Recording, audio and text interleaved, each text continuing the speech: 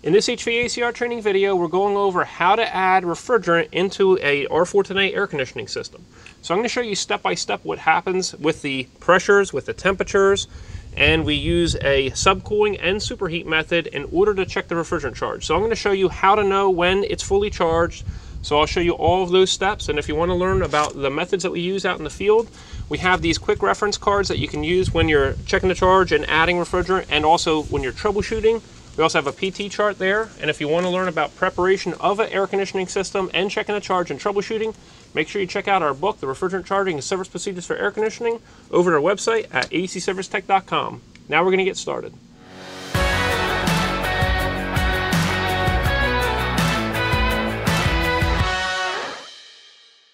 We're going to connect our manifold gauge set and hoses to this system. So we have our red hose gets connected to our small liquid line, and the blue hose, which is the low pressure side, gets connected to the vapor line. And so what we're going to make sure first is that we have our valves in the off position. These are manual low loss valves. So we check that first and make sure our gauge set is closed at the handles and is closed at the connections right here. And so what we're going to do first is we are going to take off our port caps right here, and in this case we just have regular port caps, but you may have your locking caps, so you make sure that you have the proper key in order to get those off. And so what I'm going to do is I'm going to connect right in here, push this forward, and once you get it screwed slightly on, that's when you want to do it fairly quickly, because you may have refrigerant that comes out if you try to do it slow. It also has to do with the condition of your rubber grommets right here. The newer the rubber grommets, the better and quicker you're going to be able to connect.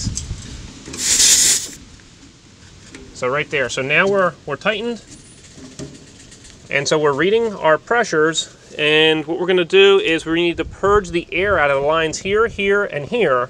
In order to do that while the system's off, we're going to open up both handles at the same time, and that's going to allow the refrigerant to push through and push the air over into this hose. And so that's what we're going to do first. We're going to open both at the same time, and then we're going to purge our air out right here.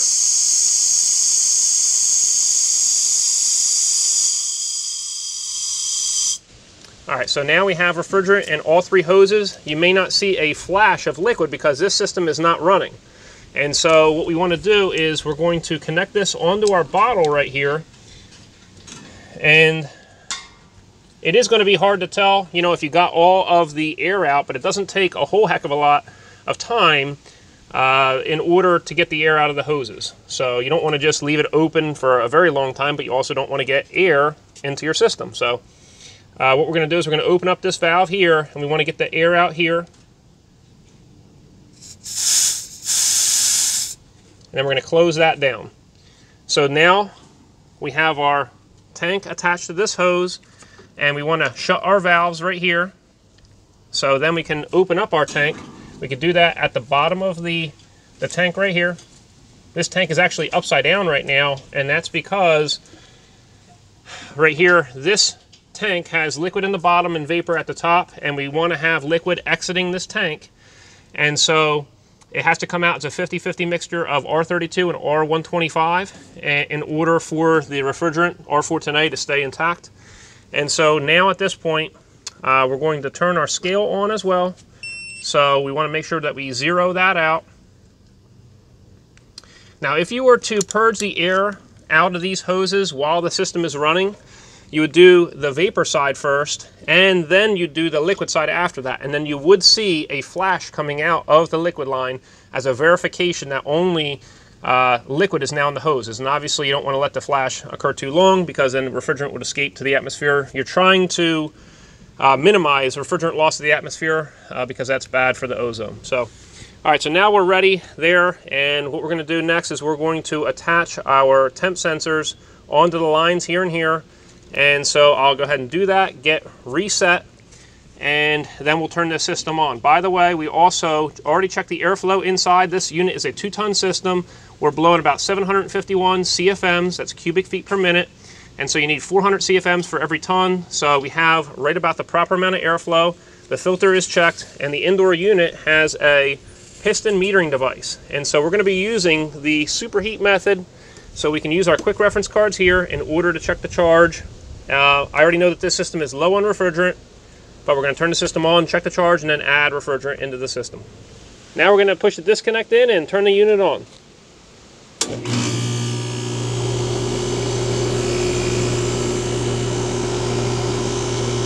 So presently it is about 75 degrees outside and about 73 degrees inside the building. And so what we want to do is we want to let this system run for about at least 3 minutes before converting this pressure on the low side to saturated temperature. So this outer ring reads pressure, and this is the low pressure side connected to the large vapor line, and this is the high pressure side right here connected to the red liquid hose on the small liquid line. And so if we measure this pressure right here and we bring it into the R-410A saturated temperature, you can see right now it's below 10 degrees. And so we need to let this system run for a few minutes before getting an accurate reading, but we already see it's kind of low. So that's very likely an issue.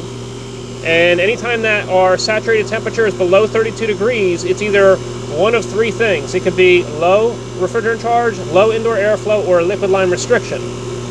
And so we can use our troubleshooting cards in order to determine what the problem is. Over here, we have our temp meter right here. T1 is measuring our liquid line temp, and it says 81 degrees. And if we go over to T2, we measure 51 degrees on this vapor line right now. We are going to have to wait just a few minutes in order to let the system cycle through before we actually check the total superheat with this gauge right here and our temperature on the large vapor line in order to determine our charge level. We need to wait about 10 to 15 minutes. So our first 3 minutes is to make sure our saturated temperature gets up above 32 degrees. If it is and it's around 40 degrees or so, then we can wait the additional 10-15 minutes to check the charge. We may not have enough refrigerant though to even be above 32 degrees. So you know this is a testing unit. We don't have a leak on this. If you did have a leak, you would want to search for that leak and try to fix that leak before adding refrigerant, because if you add refrigerant or a lot of refrigerant, basically it could just leak right back out again, and so the customer will just be calling a couple days later saying, hey, you know, my unit's low on refrigerant again, we have a problem. So you want to try to find and fix a leak, but in this case I actually recovered refrigerant in order to do this video. Another thing I wanted to point out is you can use your test probes or quick connect test gauges, and you could add refrigerant into the low side gauge using a T like this. So you don't have to use a manifold gauge set and hoses. You could just use quick connect test gauges in a T, and you could have a hose from here right over to your bottle. So that's another alternative that you could do as well. So right now what we have is on T2 we have a temperature of about 65 degrees, and we have a pressure. It's still fluctuating up and down, but right now it's about 80 psi. We bring that into about 21 degrees as a saturated temperature for R-410A. You take 65 minus 21 and you're left with 40, right about 44 degrees of superheat. Once again, you can see it's fluctuating. You got to give it a little bit of time. Let's head to the indoor unit, and I just want to show you, I've got a temp meter there. We're measuring our DeltaT inside. Right now we're measuring our DeltaT, so I'm doing this to just kind of give you an indication of what's happening as we add refrigerant into the system. But our T1 is in the return duct, and it's measuring 71 degrees. We want to make sure that it's at least 70 degrees inside the building before checking the charge, and that it doesn't drop down below as you're adding refrigerant too low. And you see on T2 is in the supply duct right here, and we're measuring about 60 degrees. So our DeltaT from the return to the supply is only 10 degrees right now. And so if you have real high humidity and an accurate charge, you may have 16 or 18 degree DeltaT. A lot of times we're shooting for 18 to 21 degrees as a DeltaT. If the humidity is low and you have an accurate charge, then you may be able to attain that 18 to 21, but I'm just giving this as a reference. Right now our unit's only been running for maybe about 2.5 minutes. Our system's been running for about 3 minutes now, and our saturated temperature on the low pressure gauge has not risen above 32 degrees. So what that means is that the temperature of the refrigerant in the indoor coil is below 32 degrees, and that means that it's going to be frosting. It's going to be freezing any humidity that crosses that indoor coil, So what we do is we take our pressure, which looks to be about 84, and we bring that into the saturated temperature of R-410A on the inner ring, and it reads about 22 degrees. So we take our temperature on the suction line at 68 minus 22, and we're left with a superheat of 46 degrees. And so just so you know, I'm just going to come over to my liquid line real quick, and we're measuring 80 degrees on this. We see a saturated temperature in the middle of the outdoor unit of 80 degrees. So if we have 80 minus 80, or actually about 81, 81 minus 81, we have 0 degrees of subcooling. We need to add refrigerant. No subcooling, high superheat, that means we add refrigerant. So here we go. We're going to add a little bit in at a time. And as we add our refrigerant in, our scale is going to show how much we're adding in. We're going to change our units because right now we're on kg. Now we're measuring in ounces, so we have 0.6 ounces in.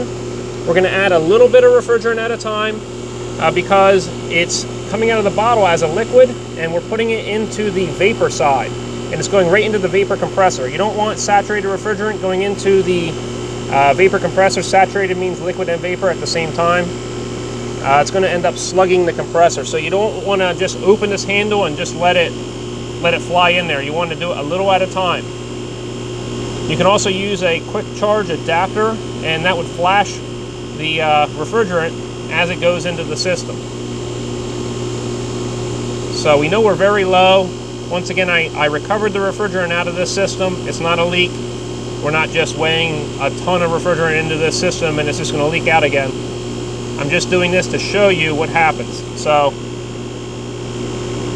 right now on our vapor line, you see what happens. We're at about 60 degrees right now, and every time that we add refrigerant in, you're going to have a fluctuation in your temperature over here. It's going to go down, then up, then down again, and that's going to happen. And so you're going to need to keep adding refrigerant in.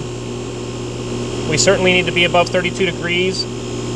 The fact that we have no subcooling and a high superheat means that we're low on refrigerant.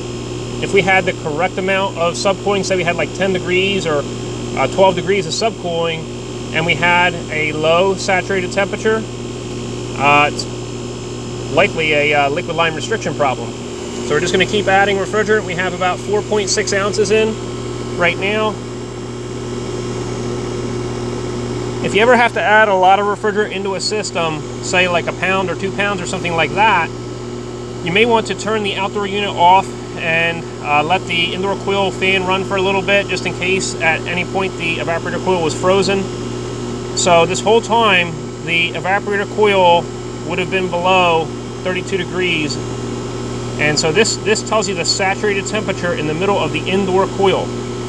So at that coil you should have liquid and vapor throughout that coil. It's absorbing heat from the indoor air. That's how the air conditioning system works. The refrigerant absorbs heat at the indoor unit, and the refrigerant travels to the outdoor unit where it then rejects the heat there. And it does that with the help of an increase in pressure and temperature at the compressor and a pressure reduction device at the metering device. Now, what will happen is if you add too much refrigerant in at one time, you'll hear a compressor noise change. And that's an indication that you're doing it too fast. You're adding refrigerant in too quickly. So right now we added 8 ounces in. We're just now getting above 32 degrees as our saturated temperature. What's happening is our refrigerant is in air conditioning mode. This is just an air conditioning system. Our liquid refrigerant is heading this way, away from the unit and heading to the indoor metering device. And then our low pressure vapor is heading back this way into the compressor. So it's coming this way and exiting here. And so this coil back here is where the liquid would condense into a subcooled liquid refrigerant. I'm going to keep adding our refrigerant. You see our superheat hasn't really increased much, or I'm sorry, decreased. As we add refrigerant, our superheat, so it's a temperature change between here and here, that is our superheat. So as we add refrigerant, our superheat should lower and our subcooling should raise up. And so if we were to check our subcooling right now, we still really don't have much of any subcooling. We have 83 degrees here and 83 degrees here. And so we still really don't have much of any subcooling. So this system was very low on refrigerant. We've got 10 ounces in here so far, and so 16 ounces per pound.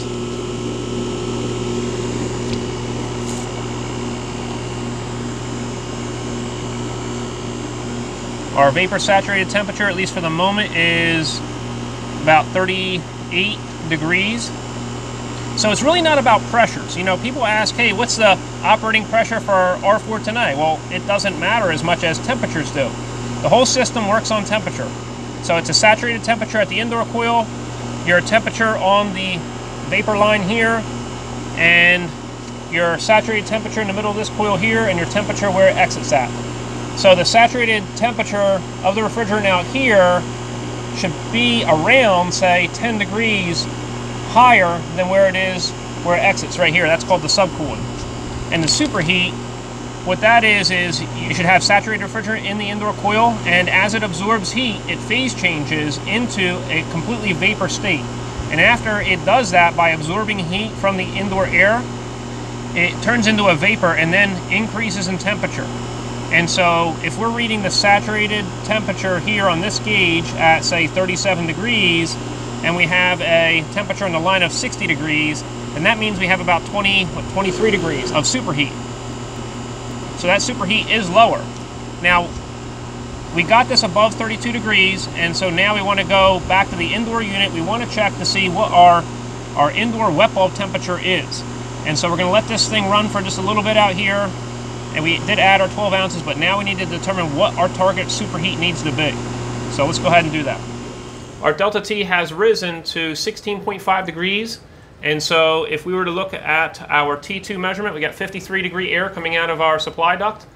And so our DeltaT is certainly getting higher. Now we do have low humidity in this building. And so now we're going to look at the indoor wet bulb temperature at the return.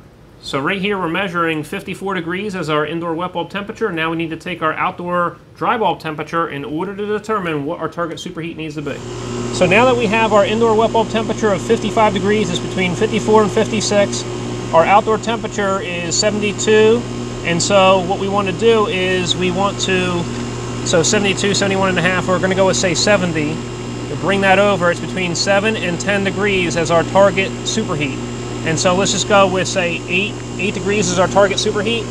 And so if we were to take a temperature right here of 61 degrees minus 35 degrees, we're left with about, say, 26 degrees of superheat. And so what we're going to do is we're going to add some more refrigerant in, just a little at a time. So you know our indoor temperature is kind of low right now. So it's about 70 degrees inside. We're just going to continue to add refrigerant, but the whole point of me telling you that is that this saturated temperature is not going to be real high. It's not going to be 45 degrees saturated temperature. It's going to be kind of low. And that's because of the indoor heat load is low. It's only about 70 degrees inside right now, so it's on the lower end of when we would want to even be checking the charge. And it's kind of low outside as well. There's not much of a heat load. It's about 72 degrees outside. You can see our temperature lowered as we add refrigerant in. You see a small increase in our high side pressure as we add this refrigerant in.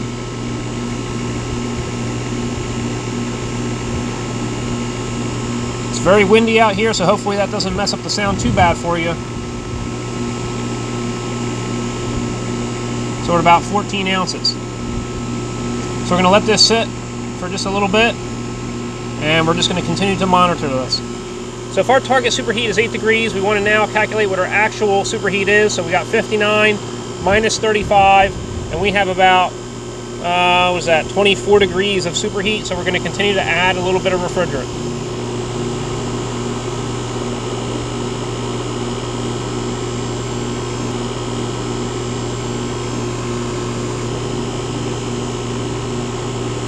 Right now our scale isn't quite moving as much just because of the wind being applied to the side of the tank, which is kind of funny. But anyway, we're at about 15 ounces right now.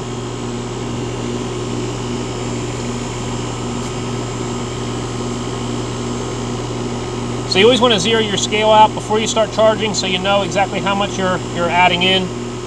You don't want to just have the bottle weight there. You want to have it very clear.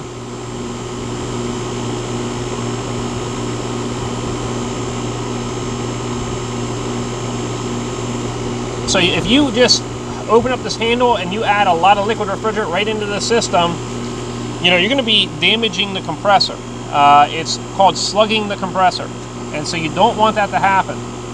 You also don't want to overcharge this system by putting in too much refrigerant right off the bat, because what will happen is if you don't have any superheat at all, like no superheat, that means you have liquid refrigerant traveling right back into the compressor.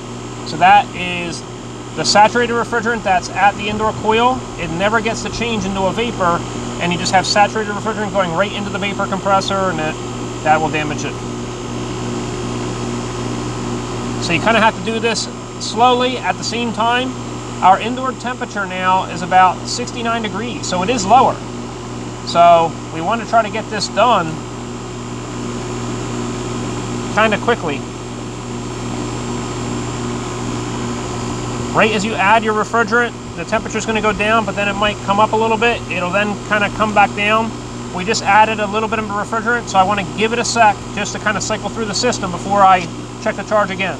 Our DeltaT is now at 17.2, so that's looking really good right now. And we're going to check our indoor wet bulb temperature, and we're measuring 53.9, so 54 degrees as a indoor wet bulb temperature.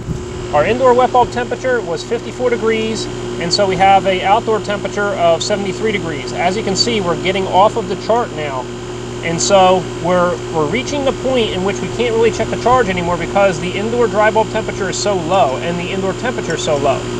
But we know that we still need to get to about 7 degrees of superheat, so we're just going to shoot for about 6 degrees of superheat right now as our target.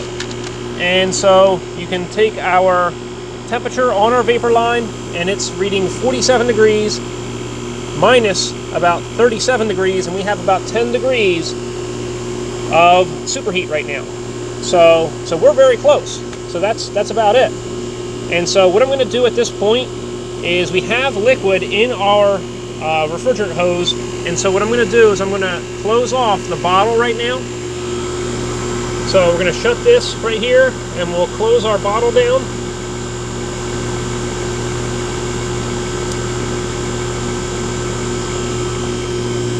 Now this unit up on the rating plate says it was factory charged with 3.7 pounds. And so you see that we had taken out just about 1 pound of refrigerant out of the system. The line set length is short, so it has about the factory charge in there right now again. So 3.7 or so pounds. And so let me just check this superheat one more time. So we got 48 minus 37, so we have about 11 degrees of superheat. With our hose shut over here, I'll just show you. I'm going to disconnect right here.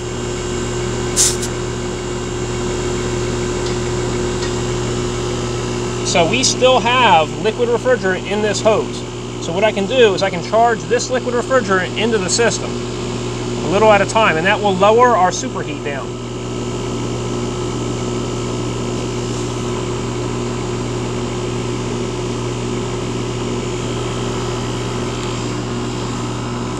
Now I'm going to give that a sec. I'm going to check this charge again, but I don't want to overcharge it either. So even though I have extra refrigerant in this hose, I don't want to put it into the system because I don't want there to be basically no superheat at all, because that would be dangerous to the system. Our target superheat already needs to be pretty low, so which is about 7 degrees. So we don't want to shoot to a lower superheat than that. So let's just check what our subcooling is, just out of curiosity. And we have 85 degrees as a saturated temperature here, 85 minus about 78, so we have 7 degrees of subcooling. So you noticed as we added refrigerant, our pressure here increased and our saturated temperature increased, our liquid line temperature lowered, so that spread gave us subcooling, and that's our the lowering of the liquid temperature over here on this small liquid line. And so what we have over here is we have our superheat. And so right now we have 45 degrees and 35, so we're at about 10 degrees of superheat still. So we can go ahead and add a little bit more of the refrigerant that's in here into the system. We can also shut our scale off at this point.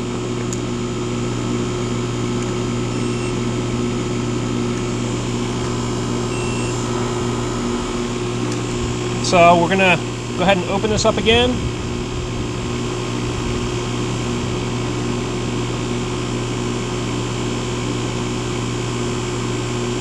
The biggest thing is we don't want to overcharge the system. So right now, we just have vapor left in this hose, so that's good. So we can go ahead and shut that.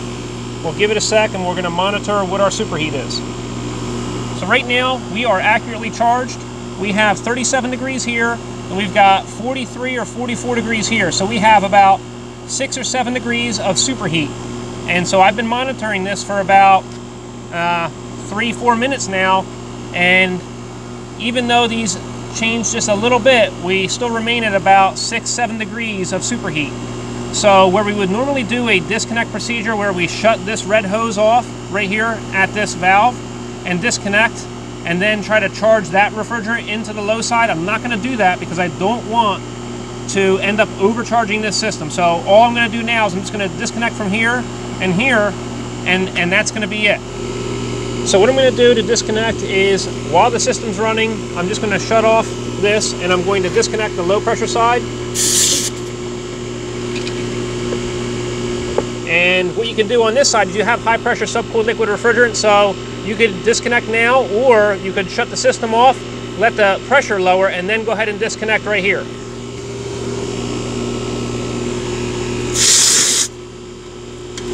At this point now, we're just going to add our bubble leak detector over to the end ports, and then after that, if there's no bubbles that form, we can blow that out and go ahead and put our valve caps on. If this area is in an accessible area where the public can get to, you got to put your locking caps on. And so now let's look inside at our DeltaT. We're at the indoor unit, and our DeltaT is 17 degrees between the return and the supply air.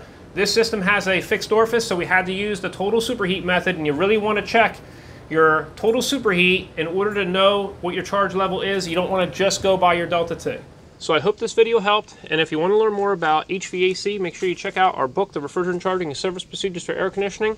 So we go over the preparation of a system for refrigerant right there in, say, Chapter 10. We go over the vacuum steps. We go over recovery. We go over checking the charge. So we have a different scenarios right here. We have the superheat chart, so technicians use that in the field, as well as our quick reference cards. And so these hold up really well outside, so you can check all that out over at acservicetech.com/acbook. We also have a bunch of free resources at our website, such as the calculators, the quizzes, the quick tips, the articles, so make sure you check all those out at acservicetech.com. Hope you enjoyed yourself, and we'll see you next time at AC Service Tech channel.